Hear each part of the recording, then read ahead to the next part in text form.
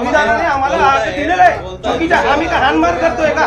आम्ही हानमार नाही करतो. आम्ही जे प्रश्न विचारतो ते विचारतोय प्रश्न, आणि हा प्रश्न विचारण्याचा अधिकार मला संविधानाने दिला आहे. तो हक्क कोणाच करून नाही घेऊ शकत.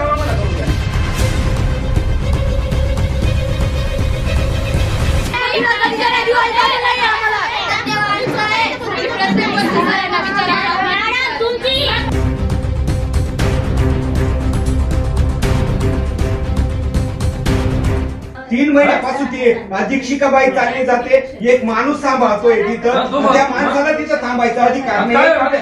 अथॉरिटी नसताना माणूसच काय तिथं बेकायदेशीर याच्या अर्थ मुख्याध्यापकच कंटिन्यू काय माणसाळावरती येत नाही.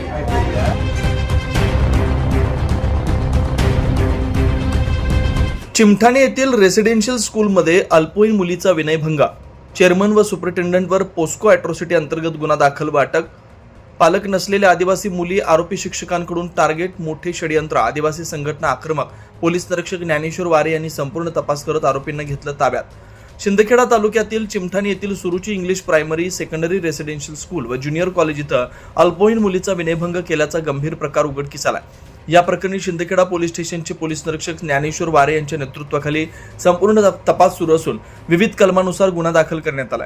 या प्रकरणात संस्थेचे चेअरमन सुभाष चौधरी व सुपरिटेंडंट विजय कोळी यांच्या विरोधात तक्रार आहे. त्यांच्यावर पोस्को कायदा, लहान मुलींचे लैंगिक शोषण, अत्याचार कलम तसेच अॅट्रॉसिटी कायद्याअंतर्गत गुन्हा नोंदवण्यात आला असल्याची माहिती समोर येते.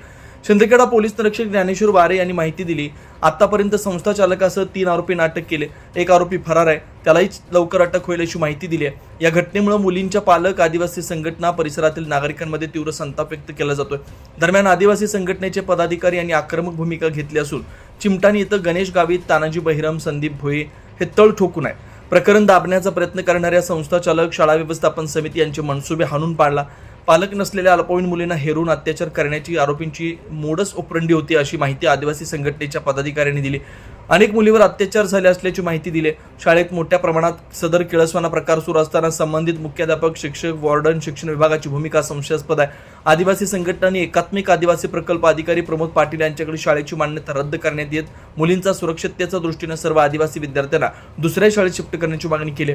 संबंधित आरोपींवर कठोरात कठोर कारवाई करून पीडित मुलींना तातडीने न्याय मिळावा अशी जोरदार मागणी होती. घेतली नाही. शेवट मुलांनी ती ऍक्शन घेतली. प्रकल्प सरांजवळ त्यांनी मेसेज केला, तेव्हा त्या सरांना माहिती पडलं आणि ते सर परस्पर येऊन चौकशीला आले. तेव्हा त्यांचे डोळे उघडले की आपल्या शाळेत काय झालं असतं. मग ही शाळा चालवायची आहे का मुलींना वापरायचं आहे इथं ते आम्हाला कळत नाही. आम्हाला न्याय पाहिजे म्हणजे न्याय पाहिजे. माझी मुलगी 10वीला आहे, पण हे लहान मुलींचं काय होईल? आज जर आम्ही माघार घेतली तर उद्या उठून ते सर तसेच अत्याचार करतील आणि एक एक मुलींचं काय करून टाकतील ते मी शब्दात सांगू शकत नाही. आणि त्याला माया बहिणी आहेत का नाही हे त्यांनी फक्त एकदा विचार करायला पाहिजे. त्यांच्यावर जर ही वेळ आली असती तर त्यांनी काय केलं असतं, एवढंच बोलायचंय. जेव्हा ऑर्डर बिघडेल साहेब तेव्हा तुम्ही आम्हाला मध्यस्थी करा. तुम्ही बोला आम्हाला. मी नाही थोडी म्हणतो, मी काय बोलू, मला काय विचारायचं. मला एकच सांगा, तुम्ही 26 जानेवारीला रजावरती गेले. ती लेडीज अधीक्षिकाने केव्हा रजा टाकली?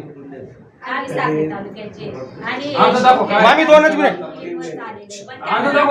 3 महिन्यापासून पोरी वाऱ्यावर होते. 3 महिन्यापासून पोरी 3 महिन्यापासून ती शिक्षिकाबाई चालली जाते, एक माणूस सांभाळतोय तिथं, त्या माणसाला तिथं थांबायचा अधिकार नाही. अथॉरिटी नसताना माणूसच काय तिथं बेकायदेशीर. याच्या अर्थ मुख्याध्यापकच कंटिन्यू काय माणसाळावरती येत नाही. टाके दाखवा साहेब आम्हाला. ते टाके दाखवा आम्हाला. रजिस्टर दाखवा. कोण कोण आले, कोण कोण टाके आम्हाला दाखवा. रजिस्टर दाखवा आम्हाला. आम्ही काय म्हणतोय, आधार रजिस्टर दाखवा आम्हाला. मला संविधानाने दिलं काय म्हणतोय, आमचं जेव्हा ऑर्डर बिघडेल साहेब तेव्हा तुम्ही आम्हाला मध्यस्थी करा. तुम्ही बोला आम्हाला. मी नाही थोडी म्हणतो, मी काय बोलू, मला काय विचारायचं. मला एकच सांगा, तुम्ही 26 जानेवारीला रजावरती गेले. ती लेडीज अधीक्षिकाने केव्हा रजा टाकली? आम्ही 2 मिनिट. 3 महिन्यापासून पोरी वाऱ्यावर होते. 3 महिन्यापासून पोरी 3 महिन्यापासून ती अधीक्षिका बाई चालली जाते, एक माणूस सांभाळतोय तिथं, त्या माणसाला तिथं थांबायचा अधिकार नाही. अथॉरिटी तुम्हाला माहिती नाही. काय तिथं बेकायदेशीर याच्या अर्थ मुख्याध्यापकच कंटिन्यू काय माणसाळावरती येत नाही. ते कागद दाखवा ना साहेब आम्हाला. ते कागद दाखवा ना आम्हाला. आम्हाला आता रसीद दाखवा. कोण कोण आले, कोण कोण नाही, ते कागद आम्हाला दाखवा ना. अहो आता रसीद दाखवा आम्हाला. ते रसीद दाखवा ना आता. आज जे सुट्टी ठेवली. अहो आम्ही काय म्हणतोय आता रसीद दाखवा आम्हाला. 24 लाईव्ह महाराष्ट्र न्यूजसाठी अजय भरसट, शिरपूर, शिंदखेडा.